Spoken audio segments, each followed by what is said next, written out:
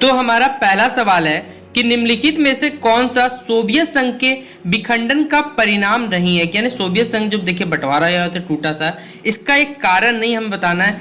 पहला ऑप्शन है आपको CIS का जन्म हुआ था। अमेरिका एवं सोवियत संघ के बीच देखिए जो वैचारिक युद्ध की समाप्ति हुई थी, शीत युद्ध की समाप्ति हुई थी और साथ ही साथ मध्य पूर्व में संकट आया था। इस चारों में से आपको बताना है कि क्या एक कारण नहीं है। और ये जो क्वेश्चन है आपको देखिए मैंने इंग्लिश में भी आपको लिख दिया है कि which of the following is not a result of the disintegration of the Soviet union, birth of CIS, end of ideological war between America and Soviet union, end of cold war, और option number D हमारा crisis in the middle east. तो देखिए इसका सही जवाब क्या हो जाएगा, option number A birth of CIS, और यहाँ पर हिंदी में टिक कर लीजिएगा आप लोग, ऑप्शन नंबर ए इसका राइट आंसर हो जाएगा।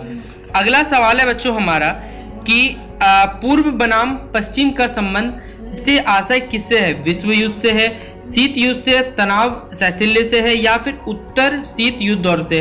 तो जो पूर्व बनाम पश्चिम का जो संबंध है वो किससे है, तो याद रखिएगा कोल्ड वॉर, यानी जिसे आप लोग शीत युद्ध के नाम से जानते हैं। ठीक है, अगला सवाल है हमारा, देखिए क्वेश्चन इंग्लिश में भी लिखा हुआ है, तो जिन बच्चों को क्वेश्चन दिक्कत हो हिंदी पढ़ने में वो इंग्लिश में भी इस क्वेश्चन को अपने कॉपी नोट डाउन करके याद कर सकते हैं। ठीक है, अगला सवाल है देखिए हमारा, तनाव शैथिल्य का जो दौर था वो कब शुरू हुआ, ये हम बताना है। 1945 के बाद शुरू हुआ था, ये 1960, 1970 या 1980। तो याद रखिए ये कब शुरू हुआ था, तो 1970 के बाद तनाव शैथिल्य का दौर शुरू हुआ था, यानी when did the periods of stress insanity start. ठीक है, after 1960 is the right answer for this, after 1970 sorry. ठीक है, ऑप्शन नंबर सी 1970 का सही जवाब हो जाएगा। अगला सवाल देखिए हमारा, क्यूबा मिसाइल संकट के समय सोवियत संघ का नेतृत्व जिस नेता का हाथों में था उस समय उसका देश, उसका नाम क्या था हमें बताना है। यहाँ पर देखिए हिंदी इंग्लिश दोनों भाषा लिखा हो, पहला ऑप्शन आपको मिल जाएगा फिदेल कास्त्रो, निकिता खुश्चेव, स्नातलिन, या फिर गोर्बाचोव। तो कौन थे उस टाइम नेता, तो निकिता, ऑप्शन नंबर 4 का बी हो जाएगा राइट आंसर। ठीक है, लिखा हुआ है ऑप्शन, क्वेश्चन में इंग्लिश लिखा हुआ है, आप देख लीजिएगा। ठीक है, अगला सवाल हमारा देखिए, क्यूबा में सोवियत संघ द्वारा परमाणु हथियार तैनात करने की भनक अमेरिका को कितने हफ्ते बाद लगी थी, ये हमें बताएं, 3, 13, 23 या फिर इनमें से कोई नहीं। तो इसका राइट आंसर क्या हो जाएगा, 3 हफ्तों बाद पता चल गया था कि क्यूबा में सोवियत संघ द्वारा परमाणु हथियार तैयार करने की भनक उनको मिल गई थी। फिर ये क्वेश्चन इंग्लिश में लिखा हुआ है, स्क्रीनशॉट रख लीजिएगा या फिर लिख लीजिएगा आप लोग वीडियो को पॉज करके। अगला सवाल है देखिए बच्चों हमारा, अमेरिका के किस राष्ट्रपति को शांति का नोबेल पुरस्कार प्रदान किया गया है। तो याद रखिए ये सवाल पूछा सकता है, बराक ओबामा को मिला था शांति का नोबेल पुरस्कार। ठीक है, तो ऑप्शन नंबर 6 का ए सही जवाब हो जाएगा कि which US president has been awarded the Nobel prize, तो Barack Obama, option number A right answer हो जाएगा। फिर देखिए संयुक्त राष्ट्र अमेरिका का प्रथम राष्ट्रपति कौन था, ये तो आपको ऐसे याद हो जाएगा, कौन है, George Washington, option number A right answer होगा। ठीक है, तो 7 का ए आप लोग सही जवाब टिक कर लीजिएगा। इंग्लिश में भी लिखा हुआ है, इंग्लिश में लिखना चाहें तो इंग्लिश में आप लोग लिख सकते हैं। अगला सवाल हमारा, यूरोपीय संघ के सदस्यों की किस कोटि में रखा जाता है, सामंती राज में, राष्ट्र राज, राष्ट्र राज, या फिर इनमें से कोई नहीं। तो इसका सही जवाब क्या हो जाएगा, परा राष्ट्र राज। और इसके इंग्लिश में देखिए बच्चों क्या कहा जाता है, तो इसे कहा जाता है ट्रांस नेशन स्टेट कहा जाता है। 8 का सी से जवाब टिक करिएगा।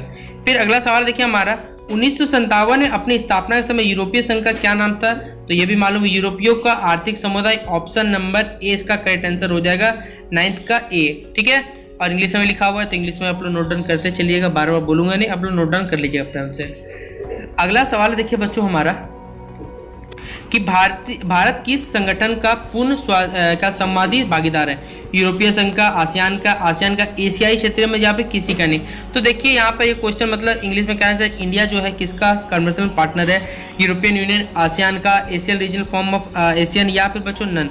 तो 10th का क्या हो जाएगा, सही सी इसका सही जवाब हो जाएगा, Asian regional form of ASEAN, ASEAN। ठीक है, फिर राष्ट्रीय पंचायत किस देश के संसद नाम है, बांग्लादेश, भूटान, नेपाल या पाकिस्तान। तो किसका नाम है, ये नेपाल, ऑप्शन नंबर सी इसका सही जवाब हो जाएगा। ठीक है, अगला सवाल हमारा देखिए, किस देश ने सुरक्षा परिषद में सर्वाधिक 4 निषेधाधिकार का प्रस्ताव किया है, संयुक्त राज्य अमेरिका, USA, चीन, रूस, या फिर किसने कहा हमें बताना है। तो इसका सही जवाब हो जाएगा बच्चों, रूस हो जाएगा, ऑप्शन नंबर सी इसका राइट आंसर है।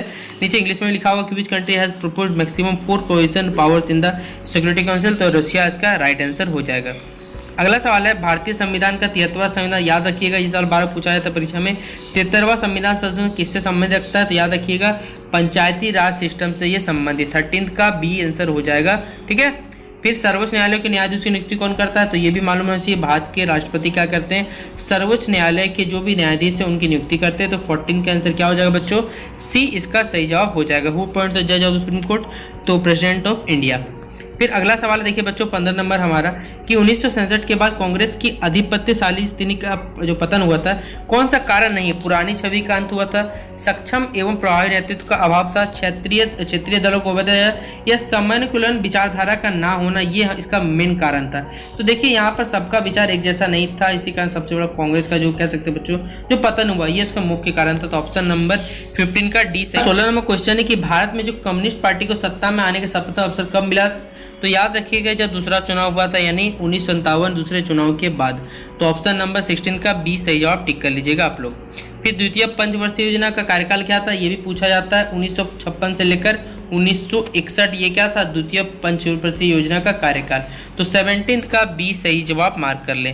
फिर अगला बच्चों व्हाट वाज द, यही क्वेश्चन इंग्लिश में लिखा हुआ तो बार बार बताने की जरूरत नहीं है। गोलकनाथ मुकदमा कब आया था ये हमें बताना है। तो याद रखिए ये कब हुआ था, 1965 ईस्वी में। तो 18 का ए टिक कर लीजिएगा, ठीक है। भारत चीन युद्ध ये भी याद होगा आपको कब हुआ था, तो ये 1962 ईस्वी में हुआ था, 65 पाकिस्तान के साथ, ठीक है। फिर इन विच ईयर डिड द, यही क्वेश्चन इंग्लिश में भी लिखा हुआ आपको। फिर अगला निम्नलिखित में से कौन सा कथन जो गुट निरपेक्ष आंदोलन के उद्देश्य प्रकाश नहीं डालता है, यानी आपको 4 ऑप्शन दी, इसमें से बताना है कौन सा ऑप्शन सही है। तो वह ऑप्शन नंबर डी, वैश्विक आर्थिक असमानता की समाप्ति पर ध्यान केंद्रित करना। तो 20 का डी इसका सही जवाब हो जाएगा। इंग्लिश में भी लिखा हुआ, लिख लीजिएगा आप लोग जो भी बच्चे इंग्लिश में रखे हुए हैं, ठीक है। तो इस क्वेश्चन को अच्छे नोट डाउन कर लीजिएगा और अच्छे से अपने कॉपी में याद जरूर कर लीजिएगा, ठीक है। तो चलिए बाकी क्वेश्चन का हम लोग देखते हैं।